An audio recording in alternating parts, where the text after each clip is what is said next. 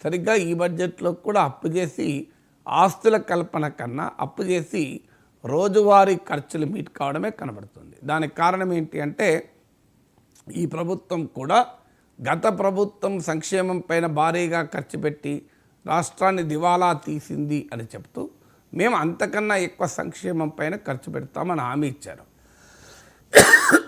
సరే, ఈ హామీని నిలబెట్టుకోవడానికి సకల కష్టాలు పడుతున్నారు. ఈ హామీని నిలబెట్టుకోవడంలో సంపద మేము సృష్టిస్తాం, ఆ సంపద వల్ల హామీని నిలబెట్టుకుంటామని ఒక మొదటి మాట చెప్పారు. రెండవ మాట, కేంద్రం నుంచి ఉదారంగా సహాయం తీసుకొని మేము హామీని నిలబెట్టుకుంటామన్నారు. కానీ కేంద్రం ఉదారంగా సాయం చేసే పరిస్థితి ఎక్కడా లేదు. కేంద్ర బడ్జెట్లో ఆంధ్రప్రదేశ్ వెల్ఫేర్ స్కీమ్స్కి ప్రత్యేకంగా ఏమీ కేటాయించలేదు, కేటాయించే అవకాశం కూడా ఉండదు. ఆఖరికి రాజధాని లాంటి అమరావతికి కూడా 10 రూపాయల గ్రాంట్ ఇచ్చింది లేదు, ఓన్లీ అప్పులు మాత్రమే ఇప్పించారు వరల్డ్ బ్యాంకు ఏడీబీ ద్వారా. అందువల్ల ఆయన భారతీయ జనతా పార్టీ అసలు ఈ మేనిఫెస్టోని ఓన్ చేసుకోలేదు, సిద్ధార్థనాథ్ సింగ్ ముట్టుకోలేదు దీన్ని. అందువల్ల బీజేపీ చాలా క్లియర్గా చెప్తుంది, అది మా హామీనే కాదు, అది టీడీపీ జనసేన హామీ, అది కూటమి హామీలుగా చంద్రబాబు నాయుడు చెప్తున్నాడు తప్ప ఏ బీజేపీ నాయకుడు మేమిచ్చిన హామీ సూపర్ 6కు మేము బాధ్యులము, సూపర్ 6 అమలు మా బాధ్యత అని భారతీయ జనతా పార్టీకి చెందిన ఒక్క నాయకుడు ఇంతవరకు చెప్పలే. మోడీ అది చెప్పాడు, సూపర్ 6 మేరా గ్యారంటీ హై, మోడీ హై తో ముమ్కిన్ హై, మోడీ కా గ్యారంటీ అని చెప్పలే ఎక్కడ. సో అంటే కేంద్రం సాయం రాదు. మరి కేంద్రం సాయం రానప్పుడు సంపద అకస్మాత్తుగా డబుల్ కాదు, ఖర్చు మాత్రం విపరీతంగా అయింది. దాంతో మొదటి ఏడాదిలో ఒక్క గ్యాస్ సిలిండర్ పథకం మాత్రమే అమలు చేశారు సూపర్ 6లో. ఇప్పుడు మరో 2 అమలు చేస్తామని ఇందులో ప్రామిస్ చేశారు. ఒకటి తల్లికి వందనము, 2 రైతు భరోసా. ఈ 2 అమలు చేయడానికి బడ్జెట్లో ప్రతిపాదించారు. మిగతా 3 అసలు ప్రస్తావనే లేదు. అంటే మహిళలకు ఉచిత రవాణా, మహిళలకు 1500 రూపాయలు అకౌంట్లో వేయడము, 20 లక్షల ఉద్యోగాలు, ఇవ్వలేకపోతే 3000 నిరుద్యోగ భృతి, సూపర్ 6లో ఉన్న 3 రెండవ ఏడాదిలో కూడా అమలు కావు. ఇక రెండవ ఏడాదిలో కూడా అమలయ్యేటువంటి 2 సంక్షేమ పథకాలైన తల్లికి వందనం, అలాగే మాకు ఈ రైతు భరోసా, దీనికి కూడా ఆడపోతలేదు. మీరు సంక్షేమ ఈ పథకాల లబ్ధిదారుల సంఖ్య ఎంత, దానికి ఇవ్వాల్సింది మొత్తం ఎంత, బడ్జెట్లో కేటాయింపు ఎంత మీరు కౌంట్ చేయండి, తేడా ఉంటుంది. అంటే బడ్జెట్లో కేటాయించింది అవసరమైన మేరకు లేవు. అంటే దానిపైన అనుమానాలు ఏంటి అంటే ఈ పథకాల్లో కూడా రేపు కోత విధిస్తారా అనేటువంటి ప్రశ్న మొదలవుతుంది. ఎందుకంటే సహజంగా అడిక్వేట్ ఎలకేషన్స్ అంటారు, అంటే ఆ పథకం లబ్ధిదారుల సంఖ్య ఎంత, ఆ లబ్ధిదారులకు ఎంత ఇవ్వాలి, అది మొత్తం ఎంత కావాలి, అది యాడప్ కావడం లేదు. అందువల్ల ఈ కష్టమే ఉండగా ఇంకా మేము బడ్జెట్ భారీగా పెంచే వరకు 3,22,000 కోట్లు చేసే వరకు ద్రవ్యలోటు 80,000 కోట్లు వచ్చింది. ఈ 80,000 కోట్ల ద్రవ్యలోటు పూడ్చాలంటే 2 పాసిబిలిటీస్ ఉంటాయి. ఒకటి, ప్రభుత్వం పన్నులు వేసి ప్రజలపైన ఆదాయాన్ని సమకూర్చుకోవాలి. అది కూడా ఎంత సమకూర్చుకుంటారు అంటే ఓన్ ట్యాక్స్ రెవెన్యూ 14,000 కోట్లే పెంచుతామన్నారు. అంటే రాష్ట్ర ప్రజలపైన ఎంతో కొంత ట్యాక్స్ బర్డన్ పెరిగే అవకాశం ఉంది. ఇది కేవలం జీడీపీ పెరుగుదల వల్ల మాత్రమే ఈ పన్నుల ఆదాయం పెరగడం సాధ్యం కాదు. మరి పన్నులు పెంచుతారా అనేది ఒక క్వశ్చన్. లేదనుకుంటే ఆచరణలో ఈ బడ్జెట్ రియాలిటీలో ఉండదు అని. ఎందుకంటే లాస్ట్ టైం అంచనాలు మీరు చూసుకుంటే బడ్జెట్ అంచనాలు సవరించిన అంచనాలకు వచ్చే వరకు తేడా వచ్చింది క్లియర్గా. అందువల్ల ఫండమెంటల్గా ఫిగర్స్ ఇన్ఫ్లేట్ అయ్యాయి. అంటే సాధారణంగా బడ్జెట్లలో ఆదాయాలేమో ఎక్కువ చేసి చూపెడతారు, ఖర్చులేమో తక్కువ చేసి చూపెడతారు, చివరకు బడ్జెట్ నిలబడదు.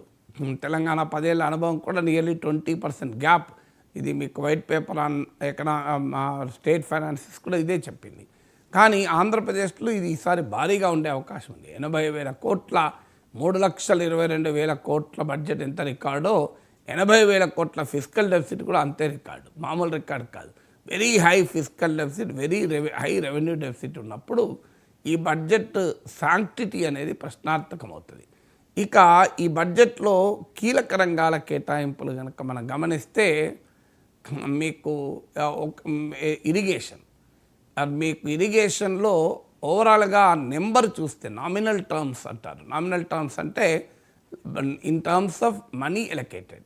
కానీ ఎప్పుడు కూడా నామినల్ టర్మ్స్లో చూడకూడదు. In proportion to the total expenditure అయినా చూడాలి, in proportion to the state GDP అయినా చూడాలి. అంటే నాకు ఉదాహరణకు ₹1,00,000 ఆదాయం ఉంది, నేను 10,000 కోట్ల రూపాయలు పిల్లల చదువు పైన ఖర్చు పెడతానంటే నాకు 2,00,000 కోట్ల ఆదాయం వచ్చినప్పుడు నేను 12,000 కోట్లు ఖర్చు పెడితే ఎక్కువ పెట్టినట్టు కాదు, తక్కువ పెట్టినట్టు. ఎందుకంటే 1,00,000 ఆదాయం ఉన్నప్పుడు 10,000 రూపాయలు ఖర్చు పెడితే 10% నా పిల్లల చదువు పైన ఖర్చు పెట్టినట్టు. ఇప్పుడు నేను 2,00,000 ఆదాయం వచ్చినాక కూడా 12,000 రూపాయలే ఖర్చు పెడితే అది 6% ఖర్చు పెట్టినట్టు అవుతుంది. అందువల్ల ఎప్పుడు కూడా 10,000 కోట్లు, లాస్ట్ టైం 10,000 రూపాయలు ఖర్చు పెట్టాను నేను పిల్లల చదువు పైన, ఇప్పుడు 12,000 ఖర్చు పెడుతున్నాను అంటే అది కరెక్ట్ కాదు. ఎకనామిక్స్లో స్టాటిస్టిక్స్ ఎనాలిసిస్ చేసే విధానం అది కాదు. 10,000 రూపాయలు లాస్ట్ టైం పిల్లల చదువు పైన ఖర్చు పెట్టడం నీ 1,00,000 ఆదాయమే ఉండే, ఇప్పుడు నువ్వు 2,00,000 ఆదాయం వచ్చాక కూడా 12,000 ఖర్చు పెడుతున్నావంటే పిల్లల చదువు పైన నీ ప్రాధాన్యత తగ్గినట్టు, పెరిగినట్టు కాదు. 10,000 12,000 చూస్తే పెరిగినట్టు కనబడుతుంది. అందుకే మీరు అన్ని రంగాలు చూసే సమయం నాకు లేకుండా కానీ ఇరిగేషన్, ఎడ్యుకేషన్ అండ్ హెల్త్ చూస్తే క్లియర్గా అది ప్రపోర్షన్గా చూస్తే తగ్గినాయి. మీకు నెంబర్గా చూస్తే పెరిగింది నామినల్ టర్మ్స్లో. ఇంతకుముందు ఎగ్జాంపుల్ ఇచ్చినట్లు 10,000 రూపీస్ 12,000 రూపీస్ అయింది. బట్ అది ప్రపోర్షన్ ఆఫ్ ద బడ్జెట్ చూస్తే తగ్గినాయి. ఇప్పుడు మీకు ఉదాహరణకు విద్యకు చూస్తే 11.3% లాస్ట్ ఇయర్ ఖర్చు పెడితే ఈ ఇయర్ 10.8% అయింది. అలాగే హెల్త్కి లాస్ట్ టైం 6.2% ఖర్చు పెడితే ఈ ఏడాది 5.98% అయింది. ఇరిగేషన్కి లాస్ట్ టైం 24.73% ఖర్చు పెడితే ఈసారి 23.98 అయింది. అంటే ఇంత బడ్జెట్ పెంచినా కూడా కీలకమైన రంగాలు కదా ఇరిగేషన్, ఎడ్యుకేషన్ అండ్ హెల్త్, ఈ రంగాలలో కూడా కేటాయింపులు అది ప్రపోర్షన్ ఆఫ్ ద బడ్జెట్ చూస్తే పెరగకపోగా తగ్గినాయి. అందులో గేమ్ చేంజర్గా చంద్రబాబు నాయుడు చెప్తున్నటువంటి బనకచెర్ల ప్రాజెక్ట్, గోదావరి బనకచెర్ల ప్రాజెక్టు అసలు ప్రస్తావన కూడా, దాని కేటాయింపులు కాదు, ప్రస్తావన కూడా లేదు. దానికి పెద్దగా ప్రస్తావన లేదు. ఎక్కడన్నా బడ్జెట్ మొత్తంలో ఎక్కడ ఉంటే ఉండొచ్చు కానీ దాని ఎంఫసిస్ లేదు. మరి ఇప్పటిదాకా మనం చెప్పింది గోదావరి బనకచెర్ల అని చెప్పారు, అది లేదు. అందువల్ల బడ్జెట్లో ఈ ఫిగర్స్, అలాగే అప్పుల భారము గత ప్రభుత్వము చేసిన అప్పులు కట్టడానికి మాకు భారం అవుతుందంటే ఏ ప్రభుత్వంలోనే ఉంటుంది. అప్పు అనేది ఒక ప్రభుత్వంలో చేస్తే ఆ ప్రభుత్వమే కట్టదు అది, ఎందుకంటే అది రోలింగ్గా ఉంటుంది. ఇలా నువ్వు అప్పు చేసావు అనుకోండి, ఇవాళ చంద్రబాబు నాయుడు ప్రభుత్వం అప్పు చేసింది 10 ఏళ్ళకో 15 ఏళ్ళకో కట్టడం ఉంటుంది కదా. అలాగే చంద్రబాబు నాయుడు ఫస్ట్ టర్మ్లో చేసిన అప్పు జగన్మోహన్ రెడ్డి కట్టుండాలి, జగన్మోహన్ రెడ్డి చేసిన అప్పు చంద్రబాబు నాయుడు కట్టాల్సిందే, దానికి ఇంకో మార్గం లేదు. ఇప్పుడు ఒక ప్రభుత్వం అనేది 5 ఏళ్ళకు ఉంటుంది, అప్పు అనేది 5 ఏళ్ళకు ఉండదు, 10 ఏళ్ళకు ఉండొచ్చు, 15 ఏళ్ళకు ఉండొచ్చు. అందువల్ల అప్పుల భారం అనేది ఎంతో కొంత ఒక ప్రభుత్వం నుంచి మరో ప్రభుత్వానికి బదిలీ అవుతుంది. ఎంత బదిలీ అవుతుందని లెక్కల్లో తేడా ఉండొచ్చు. కానీ అందువల్ల గత ప్రభుత్వం చేసిన అప్పే కాదు, ఇప్పుడు ప్రభుత్వం కూడా భారీగా అప్పులు చేయడం పైన కేంద్రీకరిస్తుంది. మామూలుగా అప్పులు కాదు, ఈ అప్పులు చేయడం వల్ల ఎందుకు అప్పులు చేయాల్సి వస్తుంది అంటే మీరు పెరిగిన అప్పులకు పెరిగిన మూలధన వ్యయం, అంటే క్యాపిటల్ ఎక్స్పెండిచర్, ఆస్తుల కల్పన ఖర్చు అంటారు దాన్ని. ఆస్తుల కల్పన ఖర్చు ఎంత పెరిగింది చూడండి, అప్పు ఎంత పెరుగుతుంది చూడండి, ఎక్కడ పొంతం లేదు. నిజంగానే అప్పంతా ఆస్తుల కల్పన గనకపోతే రాష్ట్ర ఆస్తులు పెరిగి సంపద పెరిగి అప్పుడు ఆ అప్పు సస్టైనబుల్ అవుతుంది. కానీ ఇప్పుడు ఆంధ్రప్రదేశ్ బడ్జెట్ మీరు పరిశీలిస్తే అప్పులు ఎంత పెరిగాయి, ఆస్తుల కల్పన వ్యయమైన క్యాపిటల్ ఎక్స్పెండిచర్ ఎంత పెరిగింది అని కంపేర్ చేస్తే ఆ రిలేషన్షిప్ లేదు. అంటే అర్థం ఏంటి, ఆస్తుల కల్పన సంపద సృష్టికి కాదు అప్పు చేస్తున్నది రోజువారీ ఖర్చుని కూడా మెయింటైన్ చేస్తారు. ముఖ్యంగా సంక్షేమ పథకాల భారాన్ని మోయటానికి అప్పులు చేస్తున్నారు. So that same trend is continuing. ఆంధ్రప్రదేశ్లో గత ప్రభుత్వం ఏం చేసింది, గత ప్రభుత్వం కూడా ఇలాగే అప్పులు చెడామడా చేస్తూ డెట్ టు జీడిపి పెంచుకుంటూ పోతూ, అంటే జీడిపిలో భాగంగా డెట్, సో మా సంపద సృష్టి జరుగుతూ అందుకు అనుగుణంగా సంక్షేమం పెరిగితే చంద్రబాబు నాయుడు చెప్పిన ఎకనామిక్స్ ఎప్పుడు చెప్తుంటాడు, అది తప్పలేదు. సంపద పెరుగుతున్న కొద్దీ అందులో కొంత వాటా సంక్షేమానికి పోతాయి. కానీ అది జగన్మోహన్ రెడ్డి చేయలేదు, నేను చేస్తానని చంద్రబాబు నాయుడు పదే చెప్పాడు. ఇన్ థియరీ ఆ economic principle correct, Chandrababu Naidu చెప్పిన ఆర్థిక సిద్ధాంతం కరెక్ట్. సంపద సృష్టి జరుగుతున్న కొద్దీ సంక్షేమం పైన ఖర్చు పెరిగితే తప్పలేదు. ఇప్పుడు ఉదాహరణకు నా ఆదాయం పెరుగుతున్న కొద్దీ నేను టూరిజం కొరకు టూర్లు తిరగటానికి, హోటల్కి వెళ్ళటానికి, నేను విలాసాల కొరకు పెట్టే ఖర్చు పెరిగితే తప్పేం లేదు, ఏమీ కాదు. తప్పు ఒప్పు కాదు, అన్సస్టైనబుల్ కాదు. కానీ నా ఆదాయము పెరగకుండా నేను విహారయాత్రలపైన విలాసయాత్రలపైన ఖర్చు పెట్టాను అనుకోండి, లగ్జరీస్ పైన, నేను ఎకనామిక్గా బ్యాంక్రప్ట్ అవుతాను, ఫిజికల్గా బ్యాంక్రప్ట్ అవుతాను. సో అందువల్ల అదే ప్రిన్సిపల్ చంద్రబాబు నాయుడు చెప్పే ఎకనామిక్ ప్రిన్సిపల్ కరెక్ట్. ఆ సంపదను పెంచుకుంటూ పెరుగుతున్న సంపదకు అనుగుణంగా సంక్షేమం పైన ఖర్చు పెడితే నడుస్తుంది. కానీ చంద్రబాబు నాయుడు సీఈఓ కాదు, చంద్రబాబు నాయుడు సీఎంకు సీఈఓకు తేడా ఏంటంటే సీఈఓ అనేది పాపులర్ మ్యాండేట్తో సంబంధం లేదు. ఆయనకు ఓన్లీ ప్రాఫిటబిలిటీ, వయబిలిటీ, ప్రొడక్టివిటీ వరకు మాత్రమే. ఆయన ఎవరికి హామీలు ఇచ్చేది లేదు. సీఈఓ ఎవరికి జవాబుదారీ కాదు. ఆయనను ఎవరు ఎన్నుకోరు, ఆయనను ఓన్లీ ఎంపిక చేస్తారు. కానీ సీఎంకి వచ్చేవరకు ఏంటంటే 5 ఏళ్ళకు ఎన్నికలు ఉంటాయి, మధ్యలో స్థానిక ఎన్నికలు ఉంటాయి. ఈ ఎన్నికలకు ప్రజలకు హామీలు ఇచ్చి పోటీగా వేరే పార్టీ హామీ ఇచ్చి అంతకన్నా ఎక్కువ ఇవ్వాల్సి వస్తుంది. ఈ హామీలను అమలు చేయాల్సిన భారం వస్తుంది. అందుకే సీఎంగా ఎకనామిక్ ప్రిన్సిపల్ అమలు చేయడం చాలా ఛాలెంజింగ్. థియరీ చెప్పడం ఈజీ. ఇప్పుడు ఈ బడ్జెట్లో స్పష్టంగా కనబడుతోంది సంపద సృష్టి కొరకే అప్పు చేస్తున్నారు.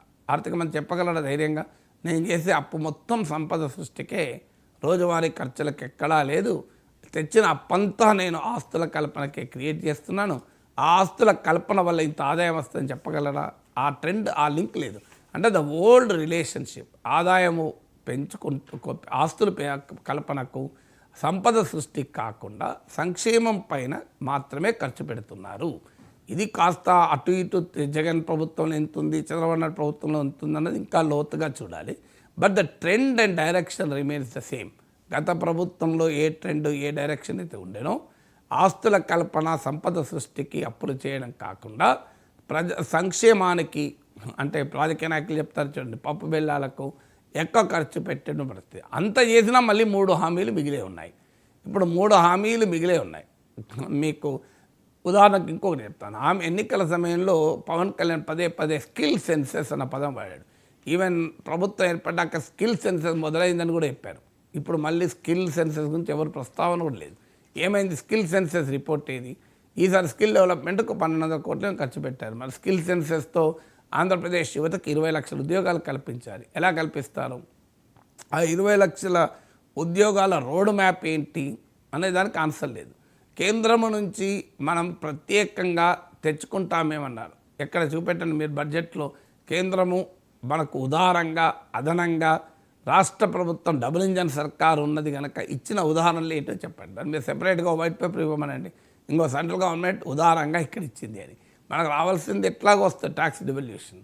అలాగే మీకు సోలార్ అదాని జగన్మోహన్ రెడ్డికి 1750 కోట్లు లంచం ఇచ్చి రాష్ట్రం పైన